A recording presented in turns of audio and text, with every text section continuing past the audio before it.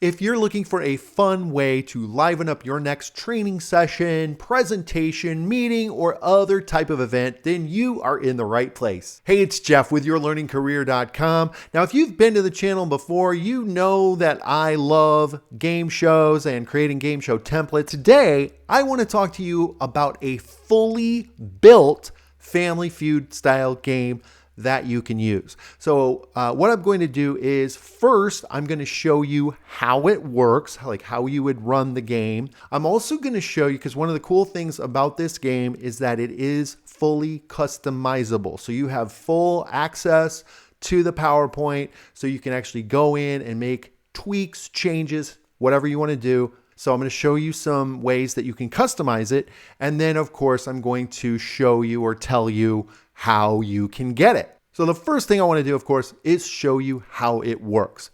All right, so I'm here in PowerPoint, and let me pause there for a second and just really emphasize that this is built in and for PowerPoint. You could bring it into Google Slides or Apple Keynote, but it will not have the same functionality. It will lose functionality if you bring it into one of those other programs. So I want to say that right off the bat.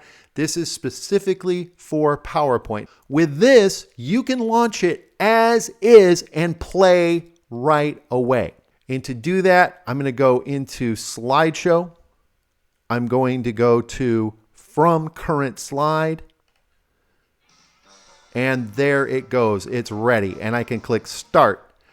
And it's going to bring me to the first question. Now, by the way, there are 40 surveys / questions in this game. So you've got plenty of questions that you can use.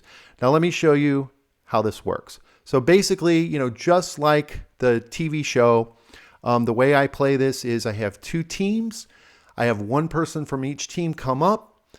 I ask the question, and then I have them buzz in. Now, as far as buzzers, you could just have them bang on the table, or you could have a bell that you have them ring, or there are buzzers that you can buy like on Amazon or something. The first person to buzz in gets the first opportunity to guess at the number one answer.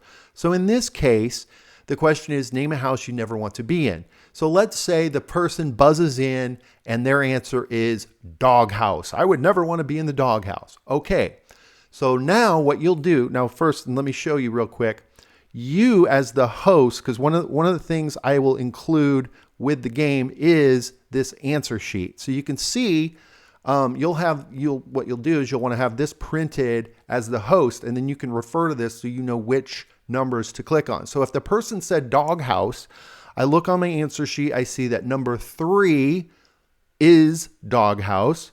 So going back to my presentation, I would say, yes, that is the number 3 answer. And I would click on it and it would reveal dog for doghouse. By the way, when you click on these, you'll want to make sure you click in the rectangle and not the circle. Notice when I click on the circle, nothing happens. So you want to click within the rectangle. That's just a little FYI there. So the person that buzzed in first, they said dog house. It's the number 3 answer. So now the other person has a chance to guess. And if they guess the number 1 or 2 answer, their team can pass or play. So let's say that the person says haunted. Well, guess what? Haunted is the number 1 answer. So I would reveal that by clicking on it. And I would ask that person, do you want to pass or play? And usually they want to play. So then it goes to that team. And then what happens is each person on that team individually will guess at what is on the board. So now let's say we go to the next person on that team and we say, okay, surveyed 100 people, top 8 answers are on the board. Name a house you never want to be in. And let's say this person says frat house. Well, if you look at the answer key, you're going to see frat is not one of the answers. So guess what that means? That means a strike. Now the strike buttons are right over here on the right. If it's their first strike, you're going to hit the first button and it brings up that X. If it's their second strike, you can do the second one, brings up 2 X's. And if it's their third strike, you can press this one and it brings up 3 X's. So that's how the strikes work. And you probably know already that you get 3 strikes. So if the person said frat house and it's only their first strike, that's fine. You'll just move on to the next person and let them guess.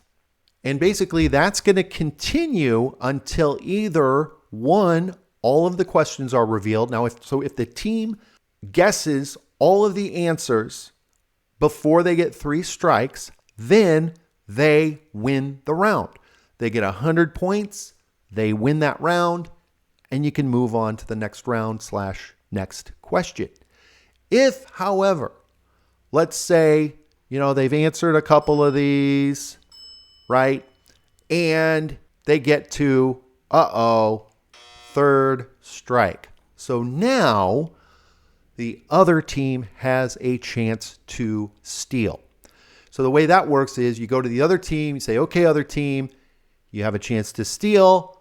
What is your answer? So, and by the way, they of course, all this time that the team was playing, they can be together discussing what they think the answer is. So you go to the other team, you ask them what is their answer or what is their guess. And if they say it and it's not on the board, you're going to give them a strike. And all of these points that you have revealed so far, you're going to add these points up. And that's how many points the first team gets. If the other team guesses something and, oh, hey, yes, that is an answer, then they get all of these points that have been revealed. It's totally up to you, but if you have any remaining answers on the board and you want to share them with the audience, share them with the teams, you can click on them and you can reveal it like that. And then you're ready to go to the next round. So basically you'll just go here to next question. And now you have the new question, and it's going to work the same way. You're going to have 2 people come up. They're going to use the buzzers or bells or whatever you're using. First person to buzz in gets to guess, and then you'll see how they do, and you'll have your answer sheet, and you just keep going. All right, so how do you win the game? Well, there are a couple different ways you can do this. So one way you can determine a winner is to set the number of rounds ahead of time. You can say, okay, we're going to play 3 rounds, and the team that has the most points after 3 rounds is the winner. And it doesn't have to be 3. It could be 3, it could be 2, it could be 4, whatever you decide.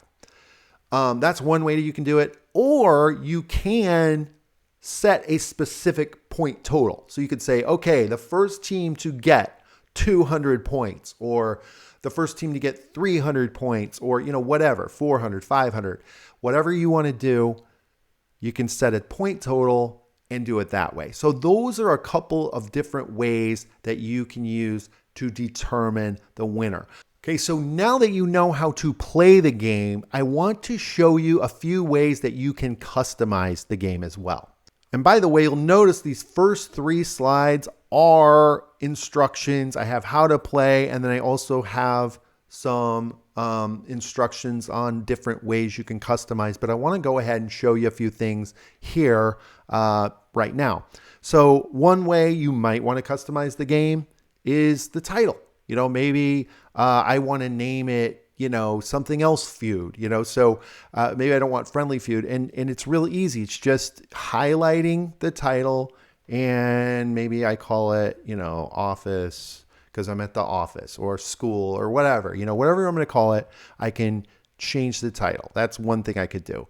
Another way you could customize the game is maybe on this question, maybe I don't quite like the way it's worded. I'm like, instead of name a house you never want to be in, maybe I just want it to be name a type of house. So I can highlight that. I can go type of house. Okay. So I could change the question or reword the question very easily. Now, another thing you might want to do, maybe you don't like the answers that are there. You can change the answers. You can change the answers. You could also change the point totals. Let's look at how to do that. Now, you might look at this and say, well, how in the world am I going to change this? All of those X's are in the way, and I don't want to mess those up. No problem. Let me show you real quick how to do that. So all I need to do is I'm going to go to the Home tab here at the top. I'm going to go to Arrange, and then I'm going to go to Selection Pane. This is so handy when you've got a lot of things on a slide. And what I want to do here is hide these X's. So basically I'm going to go over here. I've got strike 3. I'm going to click on the eye icon. It hides it. Strike 2, I'm going to hide that. And strike 1, I'm going to hide that. Now it's clear and clean, and it's much easier for me to go in and make updates. So let's say, for example, I don't like this number 4 answer. I'm like drug house. I don't want it to say drug house. Maybe I want it to say frat house. So I could put in FRAT. I highlighted it. I replaced the text. Boom, it's changed. Same thing. Let's say I want to change the point totals. And why? A reason you may want to change the point totals is because sometimes, on the show, they have double points or triple points. So maybe some of these questions, you want to make them double points or you want to make them triple points. So I could go up here and let's say, maybe instead of 27, maybe I want to make it double. So I do 54. And then this one I make double 19, which is what? 38. So you could go in and you can update the point totals however you want. But that's another way that you can customize the game. Now, one thing, of course, you want to make sure once you're done updating this question, you're going to want to go and show the X's again. So I'm going to go back to my selection pane. I'm going to go to strike 1, show it again. Strike 2, show it again. Strike 3, show it. So now it's back to the way it was. My strikes will work, because otherwise if you leave them hidden when you hit the strike button, you're not going to get anything. So you want to make sure you bring those back. So those are just a couple of ways that you can customize this PowerPoint. As I said, pretty much everything in this is customizable. So if you're comfortable with PowerPoint and you want to make other changes, if you want to change the look, the feel, the colors, you want to add graphics, knock yourself out. You absolutely can. But, hey, if you really don't want to mess with it, you just want to leave it as is, you can totally do that as well. That's the beauty of this. You can use it right out of the box and start playing. But if you want to make some tweaks, you want to make some changes, you can absolutely do that. All right, hopefully at this point you are saying, wow, this looks awesome. I can't wait to try it. Where do I go to get it? Well, the good news is that is the easiest part of all. I'm going to put a link in the description below. You just want to click on that link and it will take you to where you can go to purchase this game. So there you have it. That is how you can get your hands on this awesome Family Feud style PowerPoint game. Make sure you go out there, get it. Let me know how it goes. I hope you have a lot of fun, and we will see you next time.